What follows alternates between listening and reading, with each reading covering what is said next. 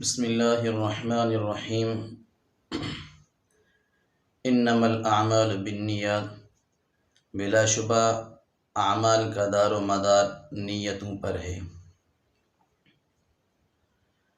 کسی بھی عمل کو کرنے سے پہلے جو اہم کام ہے وہ ہے نیت کا ٹھیک کرنا۔ نیت کا ٹھیک کرنا انتہائی ضروری ہے۔ ہر مسلمان کو چاہیے کہ سب سے پہلے اپنی نیت ٹھیک کرے، اس کے بعد کام شروع کرے۔ نیت صرف اور صرف اللہ کی رضا مقصود ہو کہ میرا اللہ مجھ سے راضی ہو جائے۔ جب یہ نیت ہوگی تو اس نیت پر اللہ تعالی اجر بھی عطا فرمائیں گے۔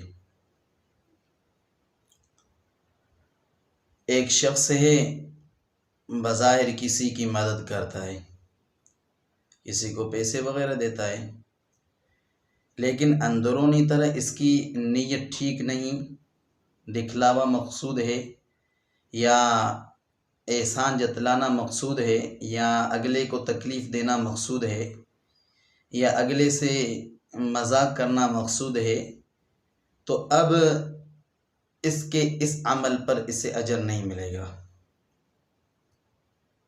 اس عمل پر اجر اس وقت ملے گا جب سب سے پہلے یہ اپنی نیت ٹھیک کرتا۔ اسی طرح ایک شخص ہے، وہ ٹھیلا لگاتا ہے، آلو پیاز بیچتا ہے، ٹھیک ہے، آلو پیاز بیچنے کے بعد اس کا جو نفع اسے ملتا ہے وہ اس کے لیے حلال ہے، کھا پی سکتا ہے۔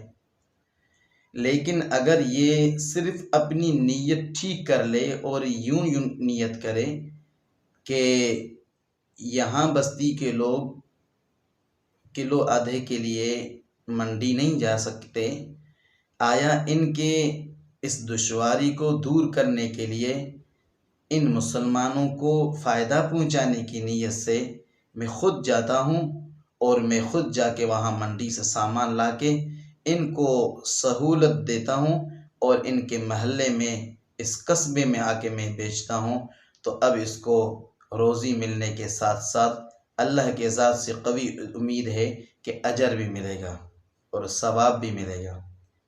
اسی طرح ایک شخص ہے، نماز پڑھتا ہے، بالکل بظاہر قیام بھی کرتا ہے، رکوع بھی کرتا ہے، قومہ بھی کرتا ہے، اور سجدہ بھی کرتا ہے، جلسہ بھی کرتا ہے، تشہد بھی پڑھتا ہے۔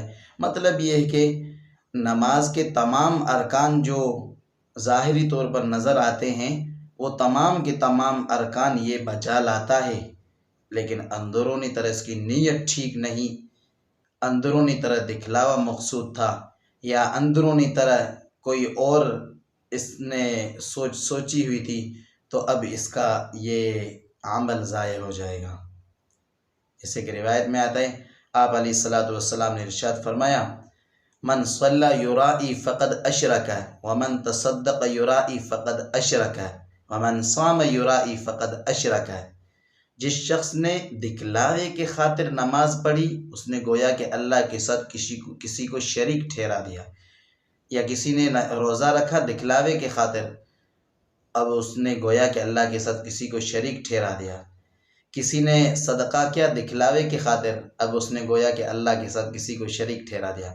تو بظاہر دیکھو، روزہ رکھنا، صدقہ کرنا، نماز پڑھنا کتنا بہترین عمل ہے، لیکن نیت میں فتور آنے کی وجہ سے اب یہ نیک عمل بھی شرک بن گئے۔ تو ہمیں چاہیے کہ ہم سب سے پہلے اس حدیث کو ذہن میں رکھتے ہوئے اپنی نیت کو ٹھیک کریں کہ اعمال کا دار و مدار نیتوں پر ہی ملتا ہے، کہ جیسی نیت ہوگی ویسے ہی اس کا بدلہ بھی ملے گا۔